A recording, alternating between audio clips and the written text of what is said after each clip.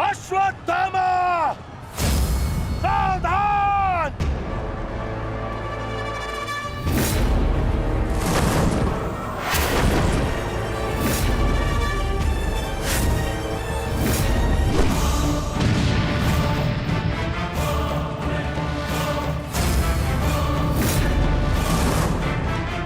दूसरों की चिता के लिए सजाई गई लकड़ी कभी कभी स्वयं को भी जला देती है धृष्टद्युम्न। अर्जुन, अंगराज कर्ण अश्वत्थामा की रक्षा के लिए शमशान व्यू में आ चुका है। हमारी योजना संकट में है।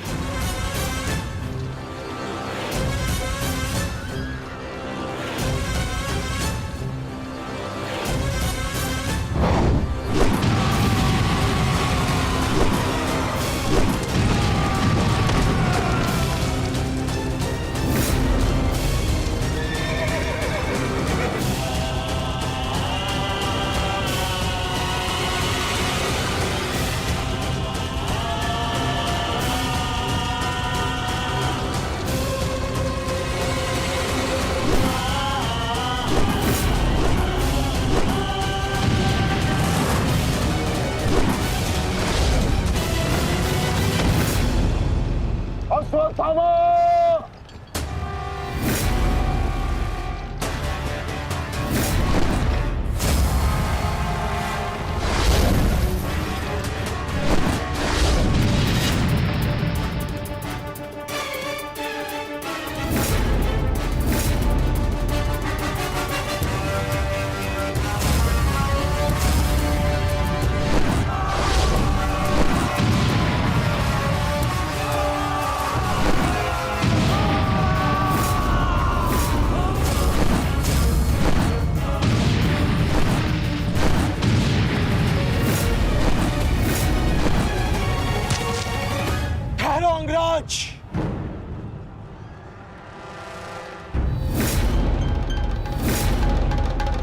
स्मरण है ना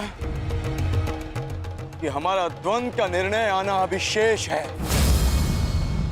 मैं युद्ध का आह्वान देता हूं।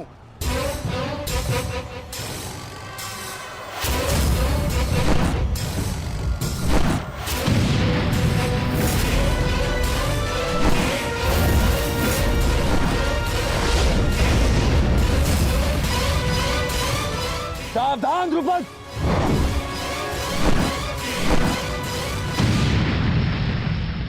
मेरा ही राज्य मुझसे ही छीनकर मुझे ही आधा राज्य भीख में दिया तुम्हारे पिता ने, और जिस आधे राज्य पर तुम शासन कर रहे हो वो मुझे स्वीकार नहीं है।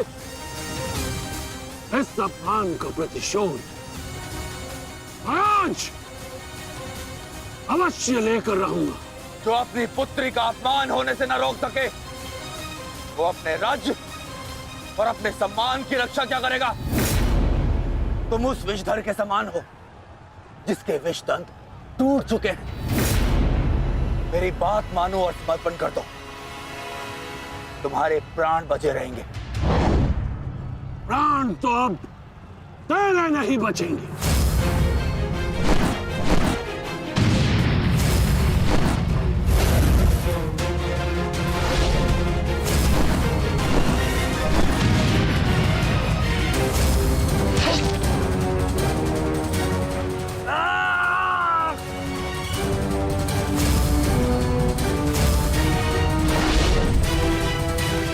द्रुपद,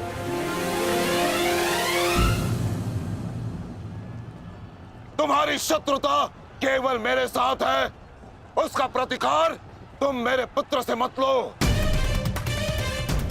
अन्यथा अनर्थ हो जाएगा।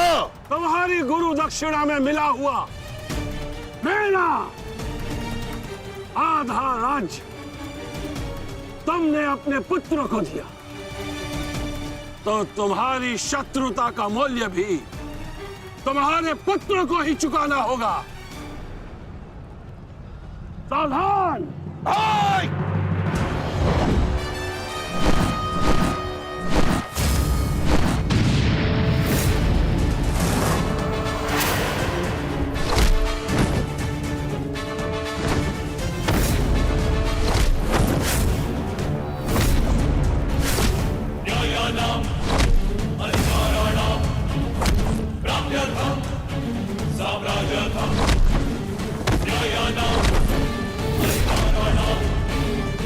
दुर्योधन, भीम ने तुम्हारे और 5 अनुजों का वध कर दिया है और अभी उसकी रक्त पिपासा बुझी नहीं है दुर्योधन।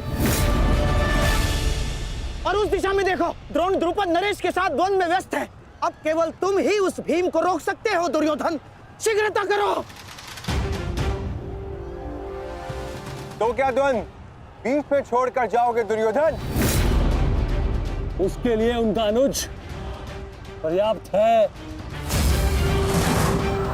बेस्ट, आप जाइए, इनके द्वंद्व की कामना मैं पूर्ण करता हूं।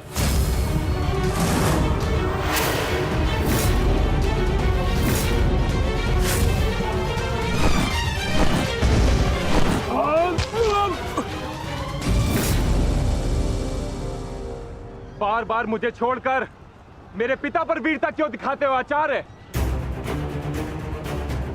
मुझसे द्वंद्व करो, मेरे जीवन का एक ही उद्देश्य है और वो है मेरे हाथों आपका वध। तब तक तुम्हें प्रतीक्षा करनी होगी धृष्टद्युम्न, क्योंकि जब तक द्रोण के हाथों में उसके शस्त्र है, स्वयं काल भी उसका वध नहीं कर सकता। और स्मरण रहे धृष्टद्युम्न, तुम्हारे साथ साथ तुम्हारे जीवन का ये उद्देश्य भी उपहास बन के रह जाएगा। शस्त्र त्यागने की क्या आवश्यकता है द्रोण? प्रेम, सम्मान, धर्म तो तुम पहले ही त्याग चुके हो। मेरे पिता तुल्य गुरु और अपने पिता महर्षि भरद्वाज पर तो तुम लांछन भी लगा चुके हो। तुम्हारी आत्मा तो कब की मर चुकी है द्रोण, कब की। अब केवल यह शरीर है, इसे त्यागने का समय आ गया है और वो समय अभी है। सावधान द्रुपद!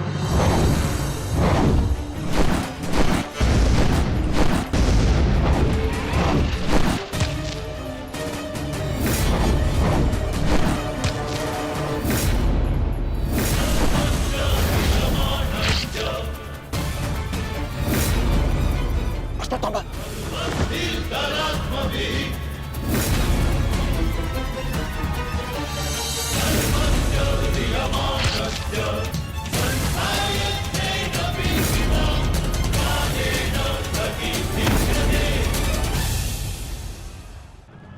द्रुपद!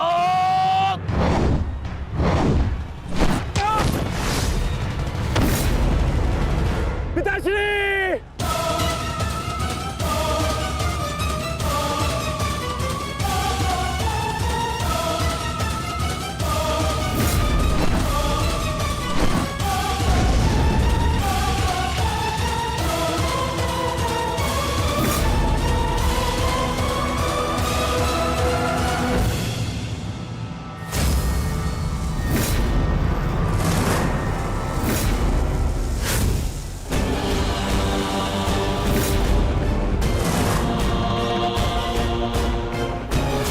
सावधान अश्वत्थामा!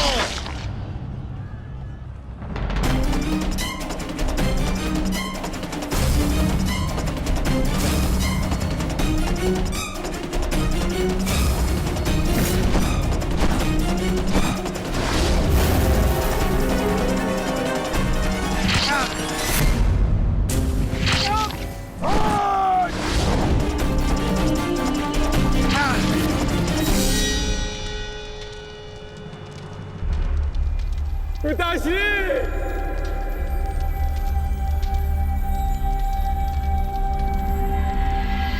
आचार्य द्रोण ने क्रोध में आकर अपने अग्नि शस्त्र से पांचाल नरेश को जीवित जला दिया है महाराज। अर्थात आचार्य द्रोण ने अपना वचन पूर्ण किया, उन्हें द्रुपद का वध कर ही दिया। तुम देखना संजय, तुम देखना संजय, एक दिन पांडवों का अंत भी निश्चित है। और दुर्योधन? दुर्योधन कहाँ है संजय?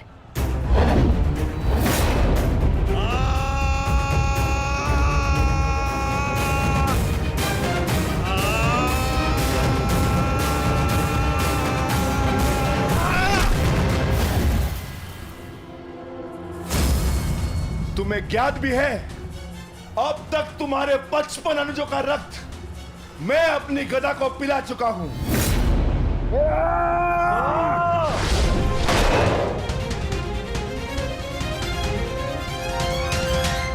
अश्वत्थामा, अश्वत्थामा, उठो उठो पुत्र, उठो।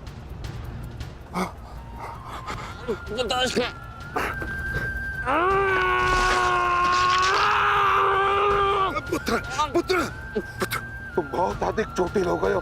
तुम एक काम करो, तुम शिविर में जाओ, जाओ। नहीं पिताश्री, मैं कोई बालक नहीं हूँ पिताश्री जो इस चोट से हार जाऊंगा। एक योद्धा रणभूमि छोड़कर नहीं जाता पिताश्री। मेरी बात मानो, तुम्हें बहुत आवश्यक है वहां जाना। जाओ शिविर में जाओ, जाओ पिता, मेरी बात मान लो, जाओ जाओ पिता। अनर्थ कर दिया तुमने द्रोण। मुझे मेरे पिता की मुखाग्नि देने का अवसर भी नहीं दिया। अब तुम्हें आर्य भी मेरे हाथों से नहीं बचा सकते।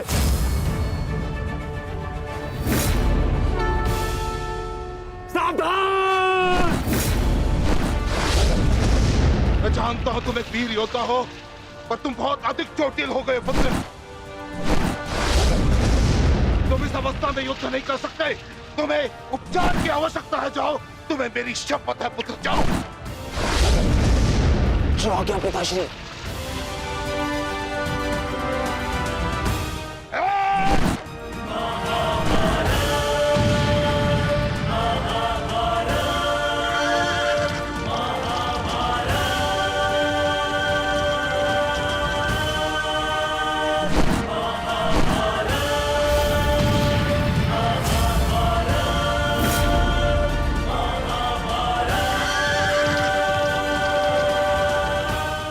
अश्वत्थामा जा रहा है पार्थ। भीम और युधिष्ठिर को संकेत भेजो।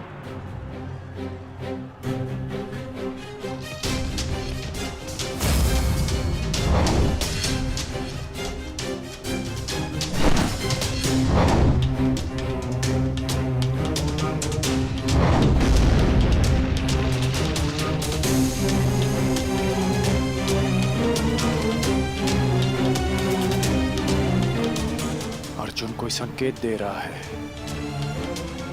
क्या योजना है माधव की?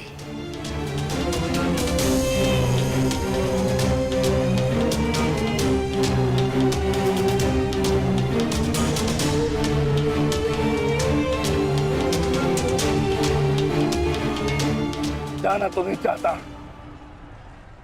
परंतु माधव का संकेत है। मुझे जाना होगा। प्रतीत होता है तुम्हारे जीवन के कुछ प्रहर अभी शेष है।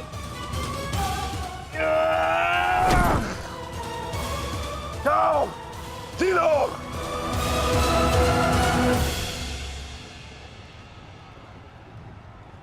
सारथी, आगे बढ़ो।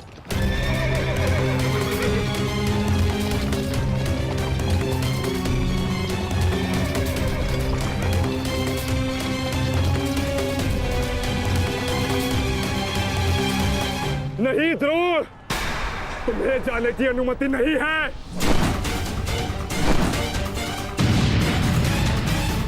कर्ण, अश्वत्थामा की सहायता करो।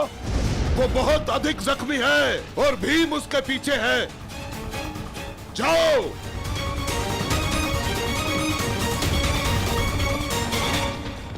नहीं, मैं कर्ण को जाने नहीं दूंगा आचार्य।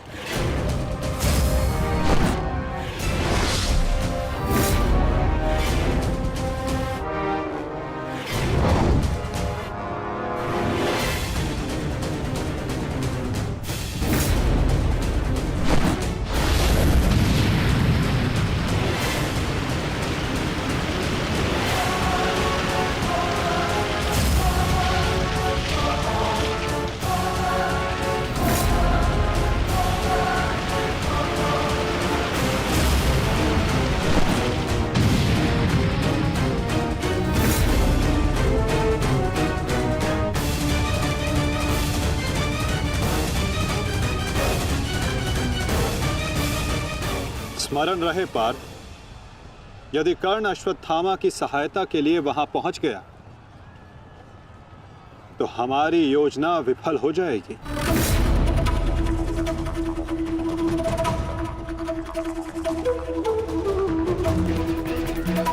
तुम्हें कर्ण को वहां तक पहुंचने से रोकना होगा पार्थ।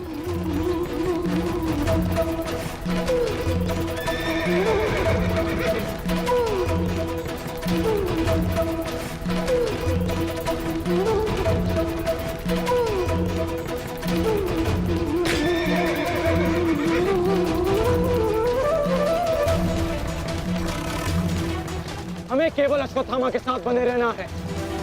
उसे किसी भी परिस्थिति में अकेला नहीं छोड़ना है। सत्यसेन, शीघ्रता करो।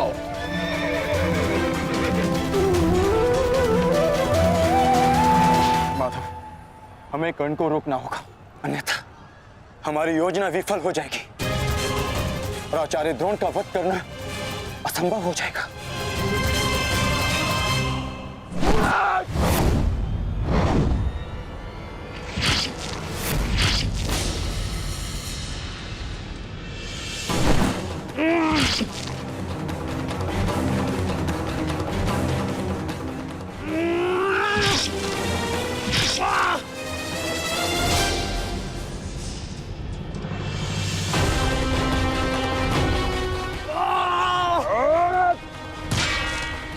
अभी भी समय है, लौट जाओ।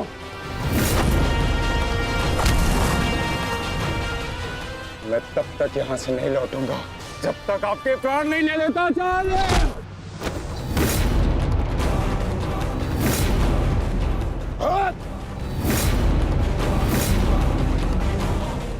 कहा था मैंने कि मैं पिता और पुत्र का वध एक दिन में नहीं करना चाहता, परंतु तुमने मुझे विवश कर दिया।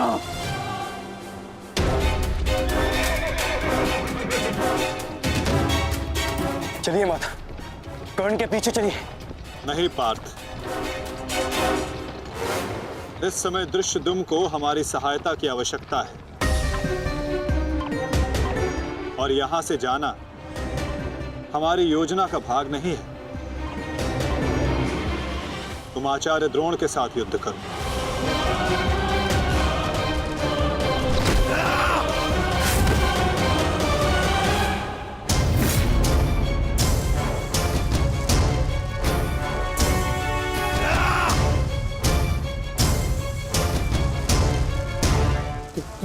दूर हटो, मैंने कहा दूर हटो।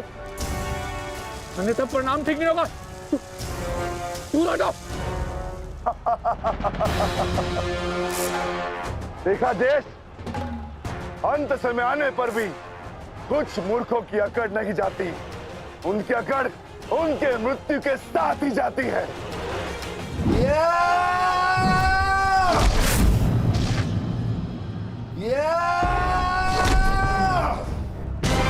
अश्वत्थामा! अब तुम्हारा अंत आ गया अश्वत्थामा। अश्वत्थामा!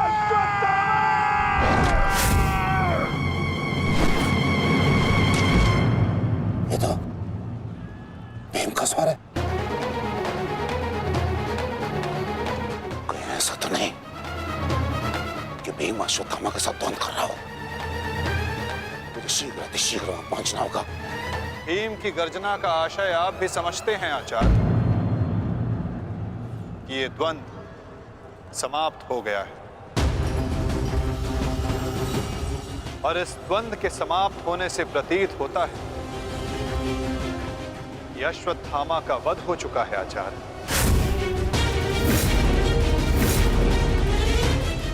असंभव, असंभव नहीं है माधव।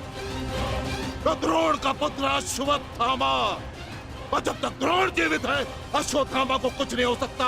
मेरा हृदय कहता है कि मेरा पुत्र जीवित है, कुछ नहीं हुआ उसे। और वैसे भी मुझे आपके बातों पे विश्वास नहीं है माधव। यही विचार पांडवों का भी था आचार्य कि युद्ध भूमि में उनके रहते हुए अभिमन्यु का वध नहीं हो सकता, उसकी मृत्यु नहीं हो सकती। परंतु ऐसा नहीं हुआ आचार्य। जब काल के रूप में जयद्रथ आ सकता है तो काल के रूप में विकोदर भीम भी आ सकते हैं। काल की गति को कोई नहीं रोक सकता आचार्य।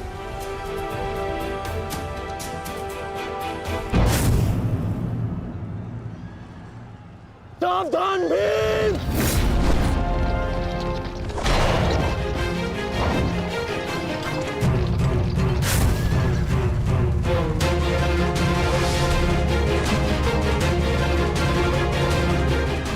अश्वत्थामा, अश्वत्थामा, तुम ठीक हो? तुम ठीक हो? हाँ अंगराज,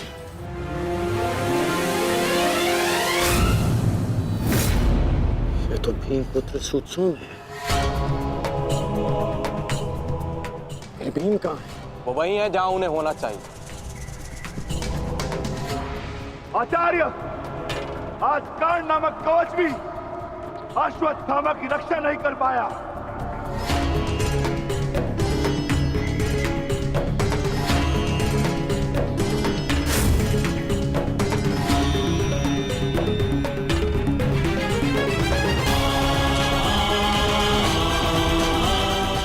ये पांडवों की योजना है, मुझे आचार्य द्रोण से दूर रखने के लिए। अंगराज, आप कहना क्या चाहते हैं? क्या कहना चाहते हैं अंगराज? आज पांडवों का लक्ष्य तुम नहीं, आचार्य द्रोण है। और सत्य है ये, मेरा पुत्र अभी तक जीवित है, कुछ नहीं हुआ उसे। सत्य कहो, सत्य कहो भीम।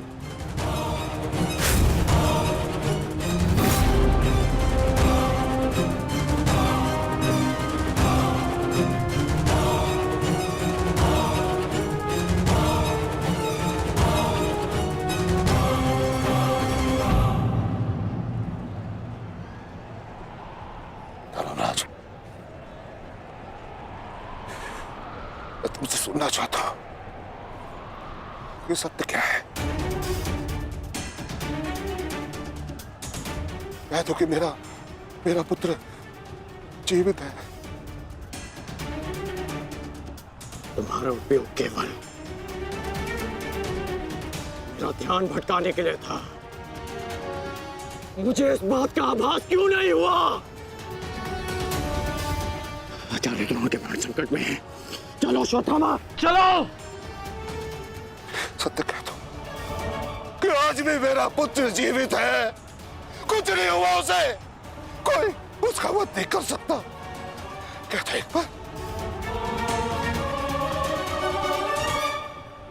युद्ध भूमि में तुम्हारा विकोदर भीम के साथ रहना अनिवार्य है युधिष्ठिर, क्योंकि आचार्य द्रोण जानते हैं कि विकोदर भीम असत्य बोल सकते हैं,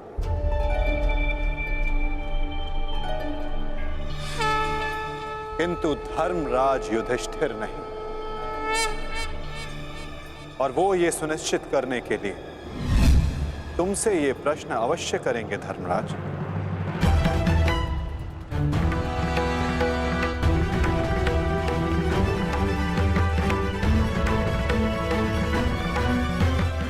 आप मेरे शत्रु हैं आचार्य, कौरवों के सेनापति। ये आवश्यक नहीं कि मैं आपके हर प्रश्न का उत्तर दूं। शीघ्र करो सत्यसेन। प्रश्न का उत्तर तुम्हें देना होगा धर्मराज। भले मैं कौरवों का सेनापति हूं, परंतु ये मत बोलो कि मैं तुम्हारा गुरु भी हूं। इसमें सत्य तुम्हें कहना होगा, बताना होगा मुझे। मेरा पुत्र जीवित है और यही सत्य है, मुझे पता है। ज्येष्ठ, बता दीजिए आचार्य द्रोण को सत्य क्या है? अधर्म को उसके घर में पराजित करने के लिए अधर्म की चौखट पार करनी ही पड़ती है युधिष्ठिर। ये सत्य है आचार्य द्रोण कि भीम ने अश्वत्थामा का वध कर दिया।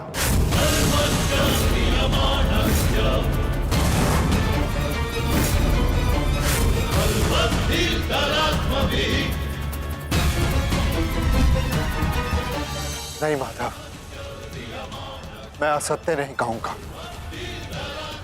तुम्हें असत्य नहीं कहना है युधिष्ठिर। विकोदर भीम अश्वत्थामा नामक हाथी का वध करेंगे।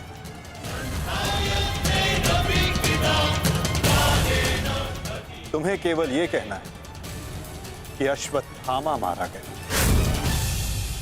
इससे ना तुम्हारा धर्म टूटेगा और हमारी योजना भी सफल हो जाएगी।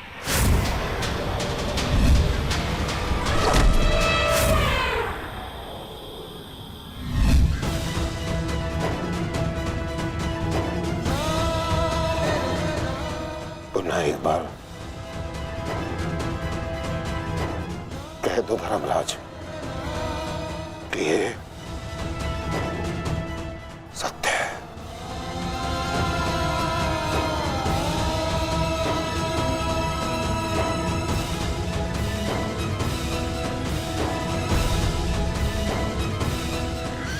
शीघ्र करो सत्यसेन। आपने बिल्कुल सही सुना आचार्य द्रोण।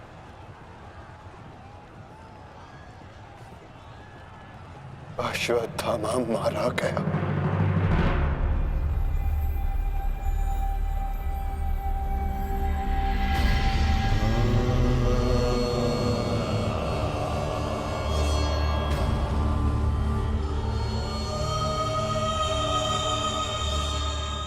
परंतु वो एक मनुष्य नहीं, एक हाथी था।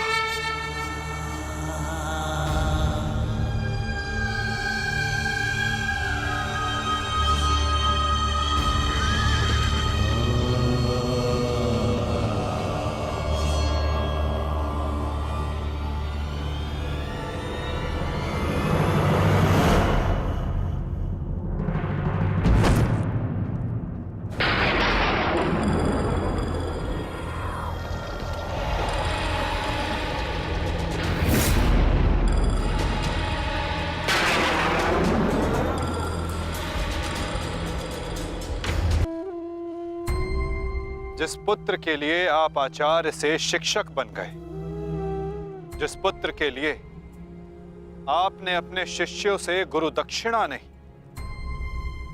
मूल्य मांगा,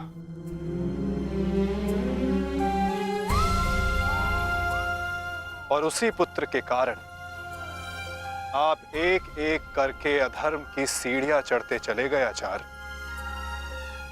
मनुष्य प्रेम में उत्थान करता है, परंतु मोह में केवल उसका पतन होता है आचार्य। आप जिसे पुत्र प्रेम समझते रहे, वो पुत्र प्रेम नहीं, पुत्र मोह था आचार्य, और वही आपके पतन का कारण भी।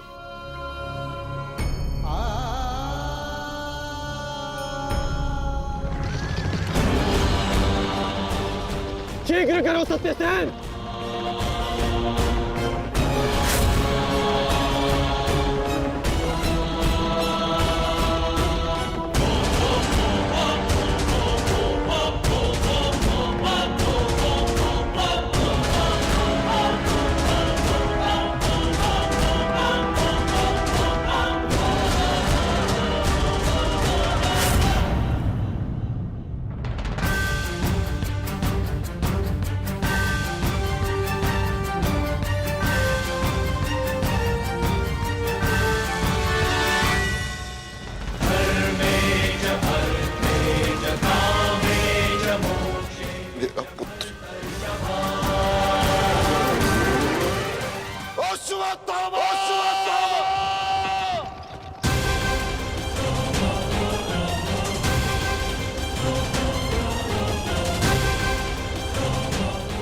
आपके साथ छल हुआ है आचार्य। अश्वत्थामा जीवित है। पिताश्री! पिताश्री!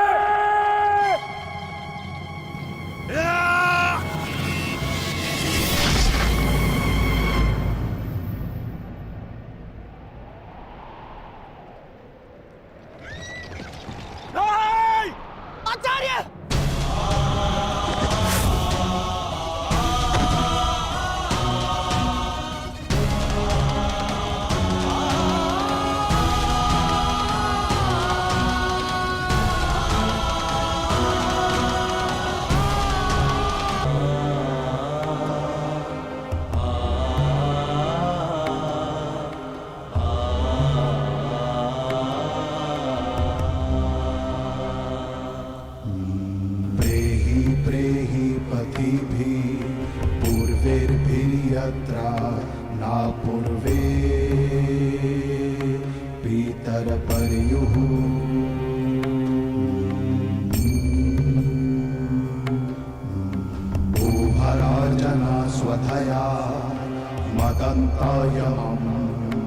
पश्यासि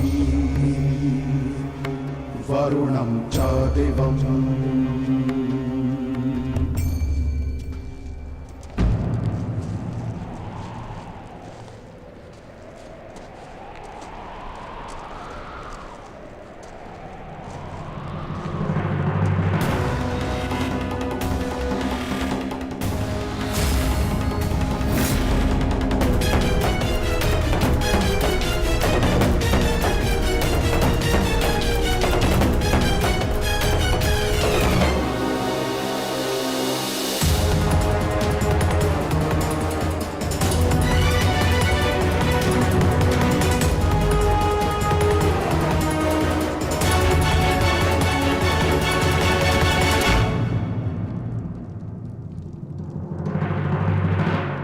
लोभी, कुटिल, छलिया, कपटी, महाविनाशी,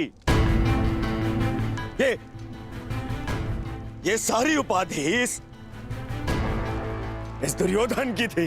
परंतु आज युधिष्ठिर तुमने मुझसे ये सारी उपाधियां छीन ली और अपनी बना ली। आज तुम इन सारी उपाधियों के सम्राट बन गए।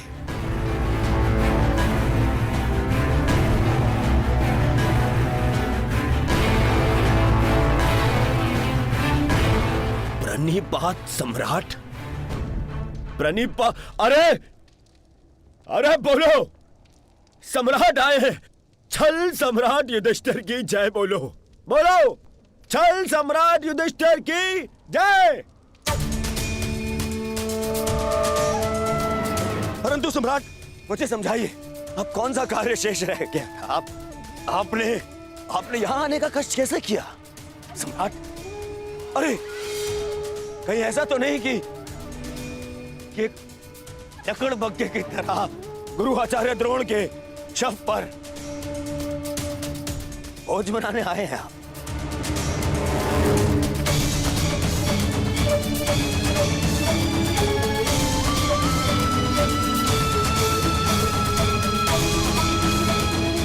भोज मनाने आए?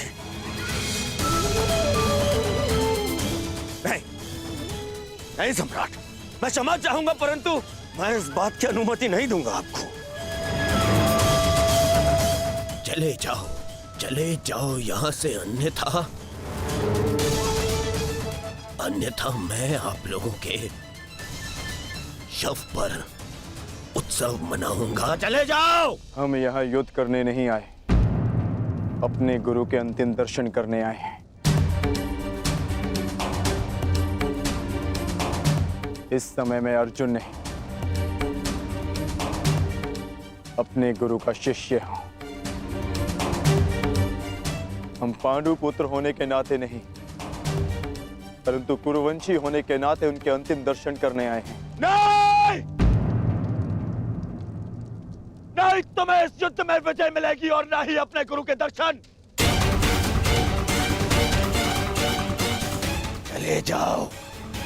चले जाओ यहां से, अन्यथा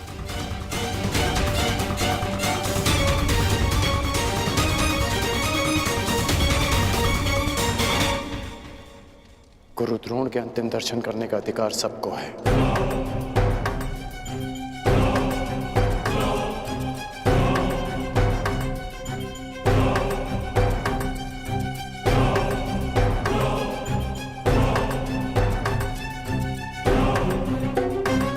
बहुत बड़ी गुरु दक्षिणा दी आपने अपने गुरु को, छल से मृत्यु दी तुमने अपने गुरु को।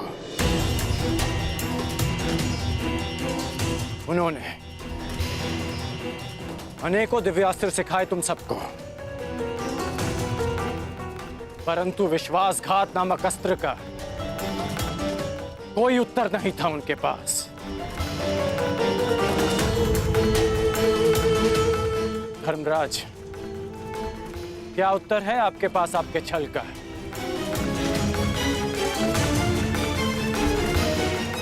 बताइए। मेरा चयन बिल्कुल ठीक था। दुर्योधन तुमसे बेहतर राजा होगा।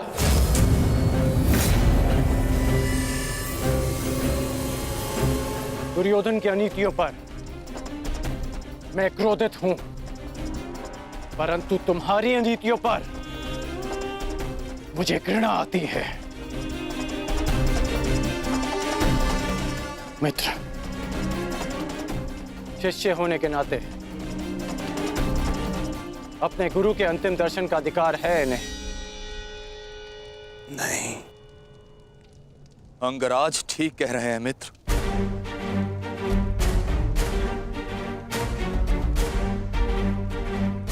इन्हें अधिकार है। मेरे पिता ने जितना प्रेम अपने पुत्र को दिया, उतना किंचित अधिक इन पांडु पुत्रों को दिया।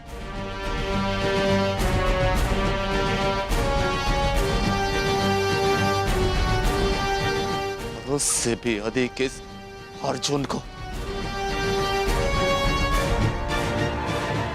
एक पुत्र अपने पिता का ऋण चुकाता है, उसे जीवन देने का ऋण। मैं भी अपने पिता के दिए जीवन का ऋण चुकाऊंगा, और वो ऋण पांडवों को चुकाना होगा।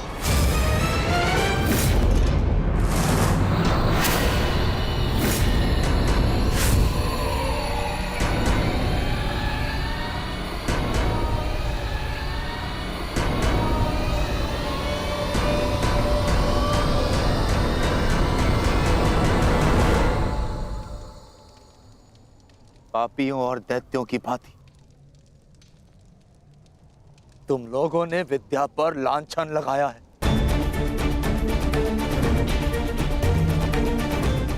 ज्ञान का नाश किया है तुम लोगों ने, नाश। धिक्कार, धिक्कार है तुम लोगों पर।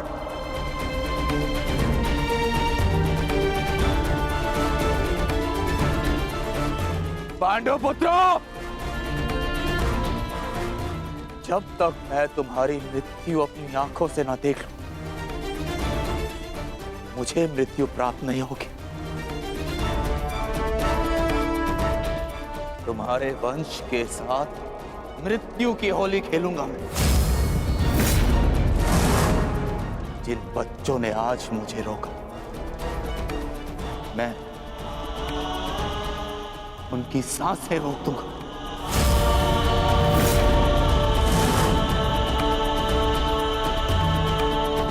ने आज मुझे रोका, मैं उनकी सांसें रोक दूंगा।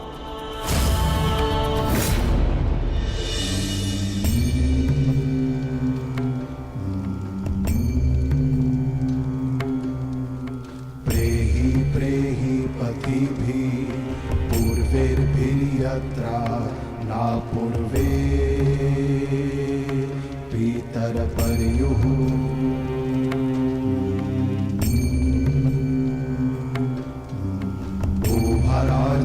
स्वधया मदन्तायमं पश्यासि वरुणं च दिवम्।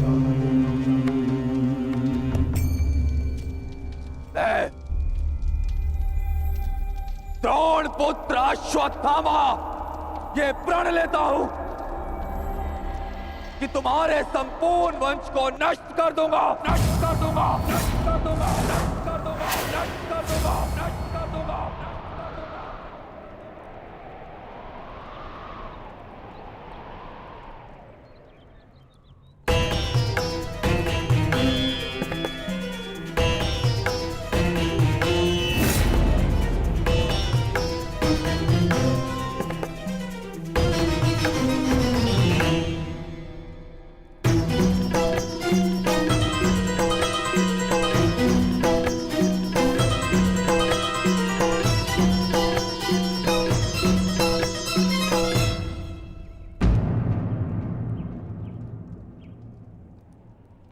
क्या सोच रही हो सखी? असंख्य चिताएं, असंख्य अग्नि जलकर भस्म हुआ मेरा मान, मेरा सम्मान, मेरा अभिमान, मेरे सभी संबंध। ये सब लाभ भी तो हानि को ही मिले हैं।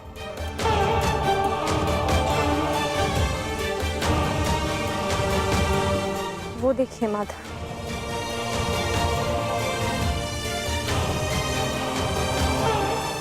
भ्राता धृष्टद्युम्न के जीवन का गणित संपूर्ण हुआ।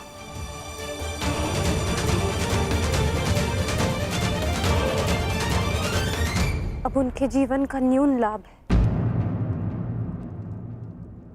इस जटिल गणित में न केवल हानि और लाभ है सखी, इस गणित के अनेकों कोण भी हैं। उधर देखो, तुम्हारी पुत्र वधू खड़ी है।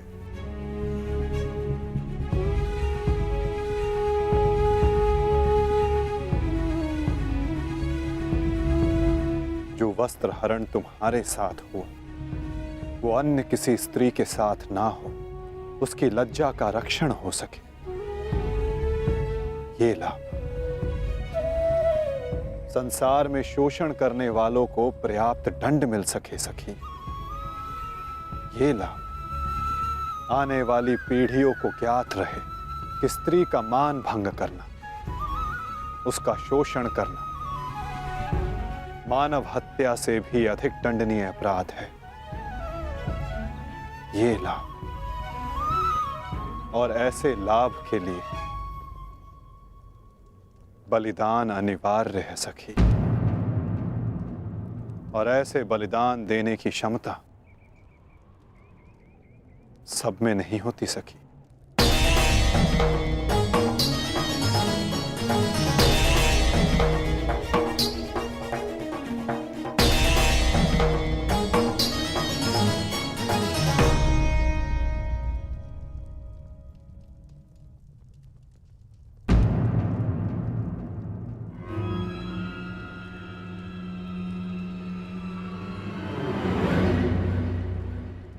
सुप्रिया का संदेश आया है भगत ग्राम से।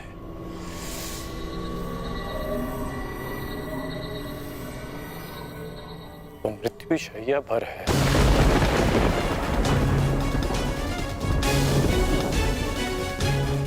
इसमें लिखा है कि उसके पास अधिक समय नहीं बचा। हमें शीघ्र उसके पास पहुंचना होगा कर्ण। उसे तुम्हारी आवश्यकता है। हाँ, अंगराज, ज्येष्ठ ने संदेश भेजा है, आपको शीघ्र उपस्थित होने को कहा है।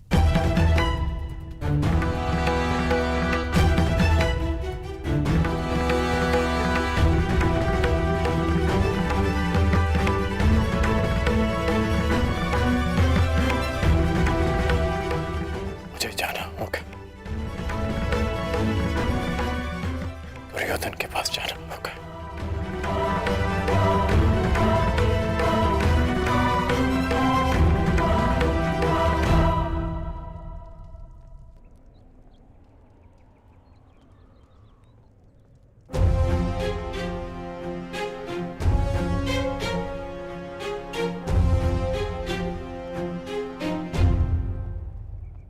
अनेक दिनों से मेरा हृदय ही नहीं,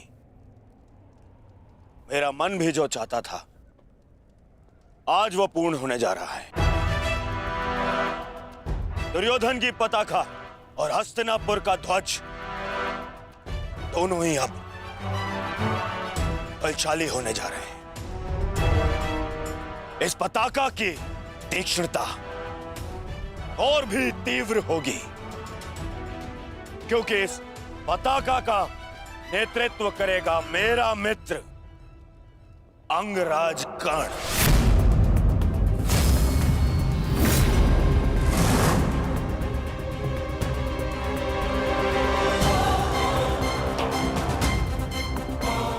मित्र, आज से मैं निश्चिंत हो गया। मुझे पूर्ण विश्वास है कि तुम्हारे नेतृत्व में इस युद्ध में विजय हमारी ही होगी। आज से हमारी सेना के सेनापति हो तुम।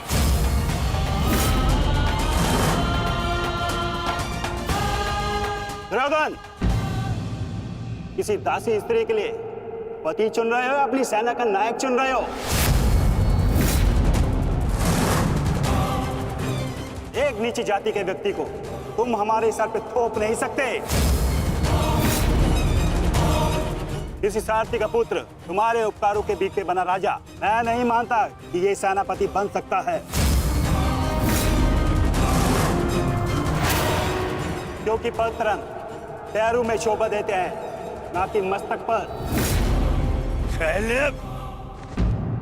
मेरे होने वाले सम्राट। और हाँ, अंगराज कर्ण, देखो तुम दोनों बुरा मत मानना। प्रश्न केवल ये नहीं है कि अंगराज सूत है या क्षत्रिय। प्रश्न तो ये है कि सेनापति पद किसे मिलना चाहिए। सेनापति पद के लिए आवश्यक क्या होता है? बुद्धि और शक्ति।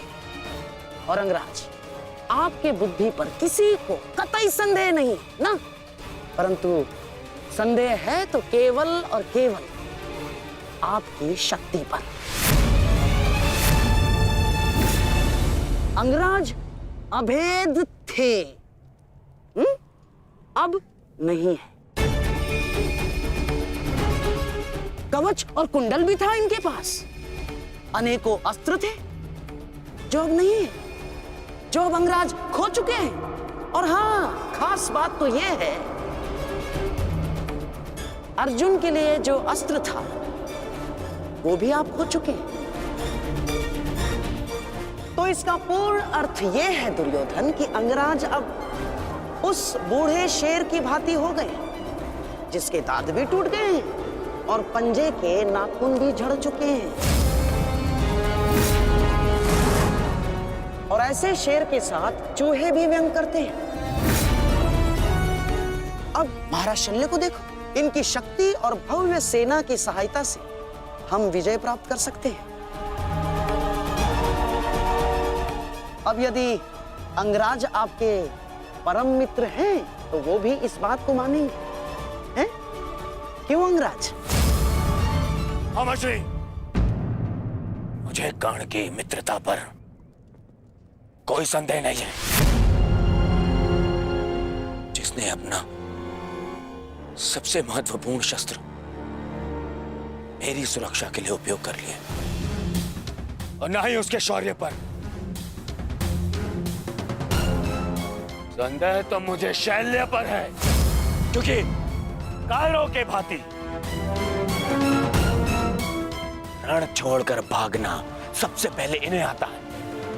एक नहीं, दो बार अवसर मिला इन्हें, पर इन्होंने क्या किया?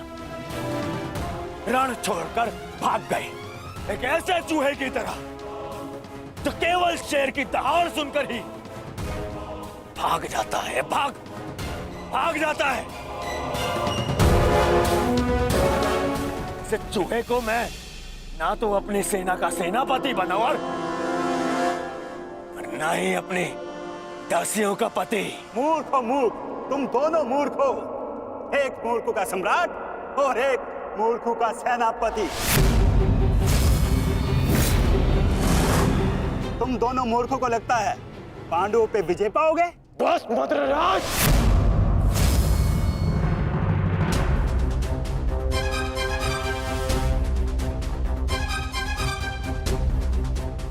मैं भले ही छोटी जाति का हूं, परंतु तुम्हारे कार्य और तुम्हारी जीवा मुझसे भी निचली जाति के हैं। तुम्हें मेरे माता पिता का ऋणी होना चाहिए कि उन्होंने मुझे अच्छे संस्कार दिए, नहीं तो अभी तक तुम्हारी जीवा मेरे पैरों के नीचे होती।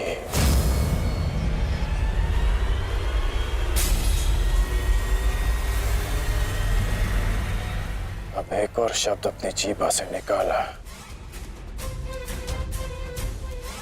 तो मैं अपने सारे संस्कार भूल जाऊंगा, और ये भी भूल जाऊंगा कि हम दोनों एक ही पक्ष में हैं।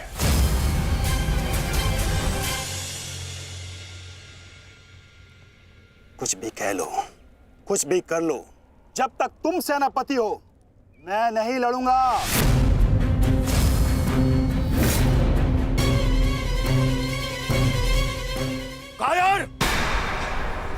पीठ दिखाकर भाग रहा है। भूल गया अपने वचन, अपने प्राण कि भेज दूं तुम्हारे राज्य में यह संदेश कि उनका राजा न केवल भगोड़ा है और अपने वचन भी नहीं निभाता।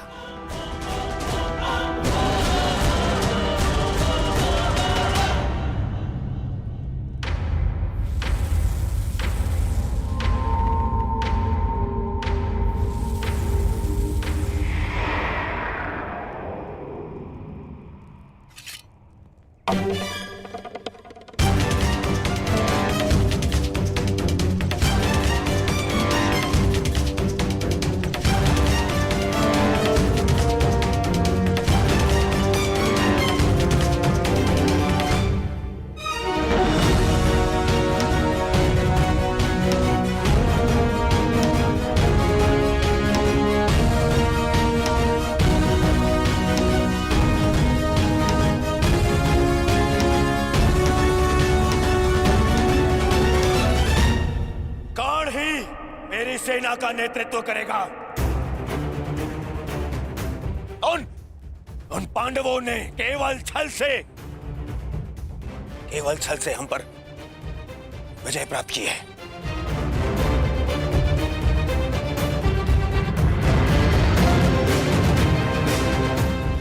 कर्ण मेरा कवच है, मेरा विश्वास है।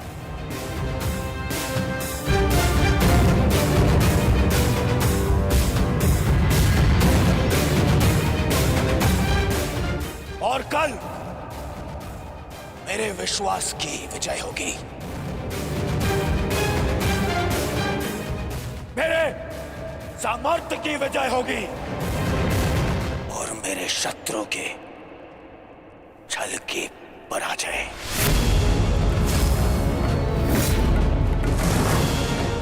अंगराज कर्ण की, अंगराज कर्ण की, सर सेनापति की, सर सेनापति की।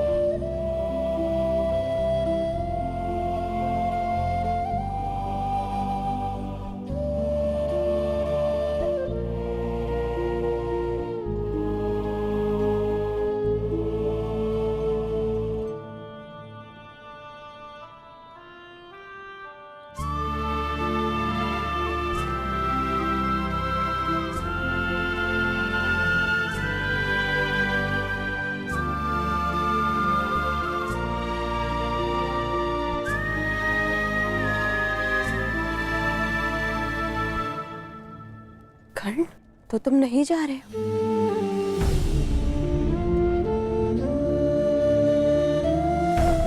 कर्तव्य का बंधन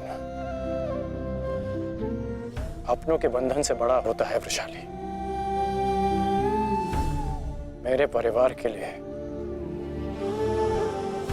मैं अनेकों परिवारों का विश्वास नहीं तोड़ सकता। सेनापति का कार्य एक पति के कार्य से बड़ा होता है।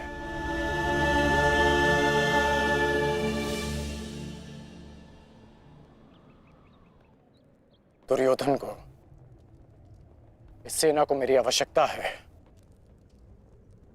मैं अपने कर्तव्य से पीछे नहीं हट सकता।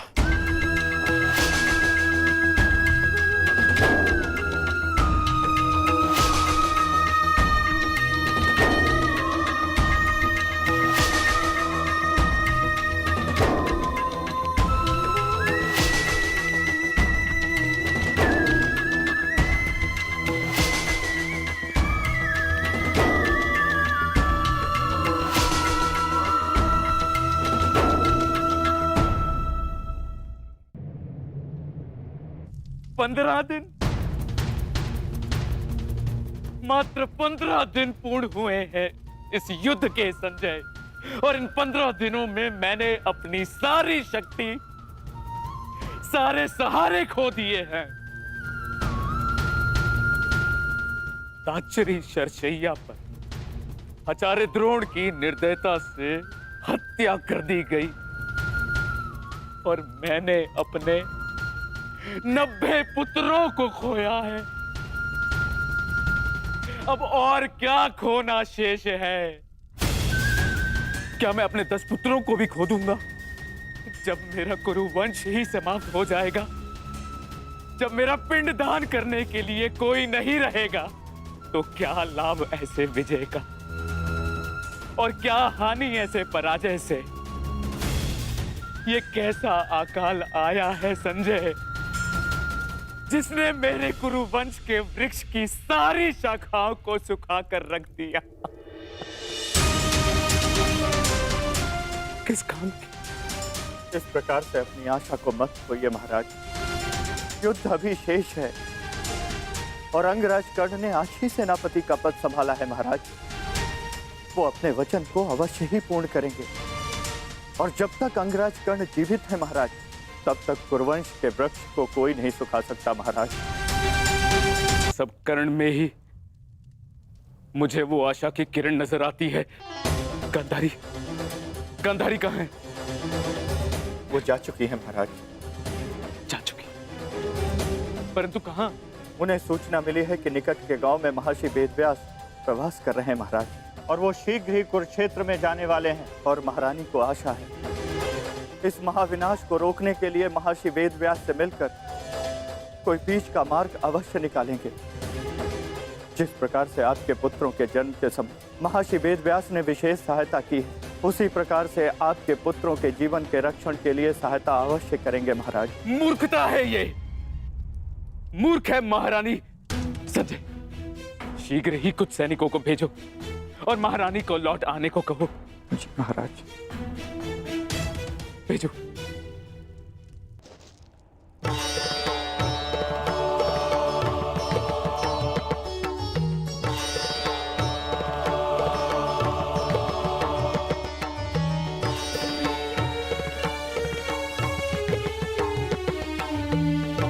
माधव, आप विश्राम कर लीजिए। सूर्य उदय होने में केवल एक प्रहर शेष है। मुझे ज्ञात है पार्थ, और आज का ये सूर्य उदय न केवल अपने साथ प्रकाश या सूर्य की किरणें लाएगा, आज का ये सूर्य उदय अपने साथ एक परीक्षा भी लाएगा पार्थ।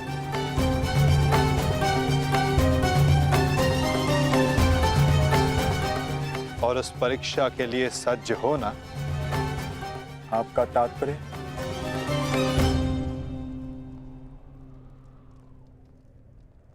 आज से व्यूह रचना का भाग केवल भाग नहीं रहेगा पार्थ, स्वयं व्यूह रचनाकार होगा पार्थ।